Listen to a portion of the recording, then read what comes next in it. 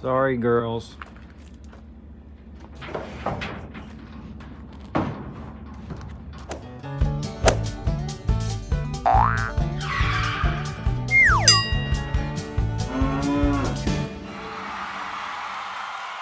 Hey guys, welcome back to Dexter Ranch. In last week's video, I said that I was going to be taking a couple of cows to the sale barn this week, and so that's this video. If you haven't been following along, these two cows, well, the mom cow in here, she has a bad udder, and her daughter is probably going to have a bad udder because she has a bad udder. So in order to rid the problem of bad udders on my farm, I'm taking some cattle to the sale barn. And if you stay to the end of the video, you'll get to see just what they bring at a sale barn. So let's get on the road and see where this journey takes us. It's about a 30-minute drive to the town where the auction is held. So while I was driving, I thought I'd get on here and give you guys a little bit more information about the two girls that I'm taking to the auction. Before I do that, if you haven't subscribed to Dexter Ranch yet, I'm really trying to get to 1,000 subscribers, and I need your help to do that. So if you watch my videos and enjoy them, hit the subscribe button, and definitely hit the like button if you like the video.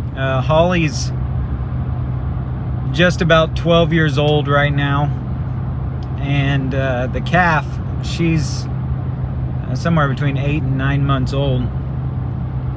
So, you know, Holly's pretty old, and I'm sure, you know, they have people there that can tell how old they are. And so my prediction is that Holly will end up going into the cull cow line, unfortunately. I'd be lying if I said that I didn't feel bad. It's hard not to think about it, you know. For a lot of people that do this kind of stuff all the time, it's probably silly and sounds silly, but it's hard not to think about the relationships that they have there on the farm. Something that has to be done. They can't stay on the farm forever. They're gonna leave some way, somehow, someday. So today just happens to be that day. My expectation is that I'll get somewhere around $400, and this is with no experience of doing this. I'm just simply guessing at this point. But my guess is that I'll get somewhere around $400 for Holly, and man, I don't know, maybe $100 for the calf. I don't know. And what's really unfortunate, you guys are probably going to beat me up because I already had several people say, well, why don't you just keep them for beef? But you know, it's the way the slaughterhouses are right now. You're waiting a year for a date at the butcher, and I just can't wait around like that anymore. But anyways, the reason I was saying you guys were going to beat me up was because Holly's also really heavily bred right now. I would imagine that she would be calving probably in the next 2 months. So giving up another calf. So this is basically like three at once here, and I'm probably not going to get much out of them. But like I said, I just want to move past this mistake that I made of buying cattle that had bad udders. And every cow that she has is not going to be something that I want to market, and it's not going to be something that I want to keep. It would only be beef, and this year has been the year of steers. I mean, I've got steers running out of my ears, and I did not mean to just rhyme all that right then.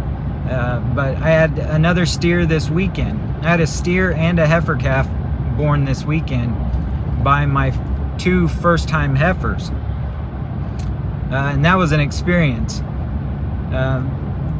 Generally, all of the cows, when they have a baby, they don't they don't make too big of a deal out of it. You know, they'll have the baby, and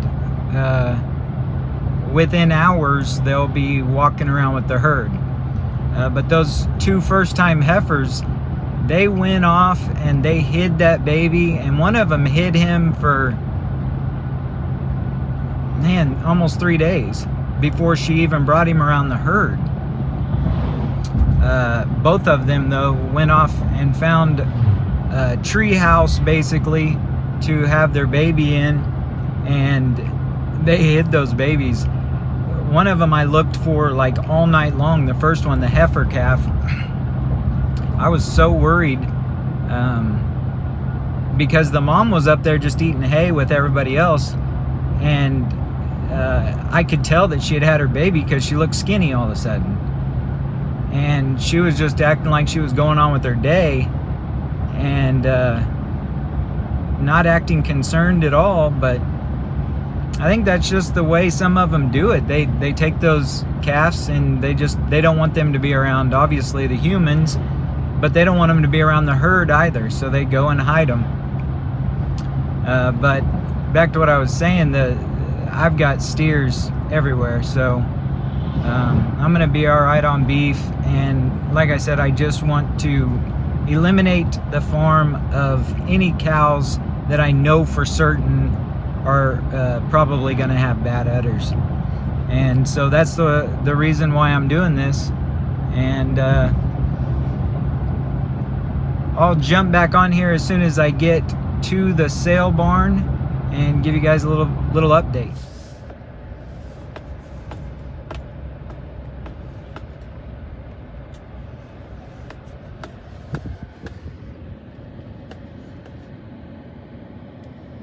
Here we are.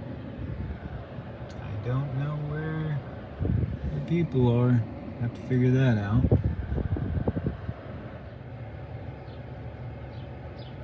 Looks like I gotta call that guy.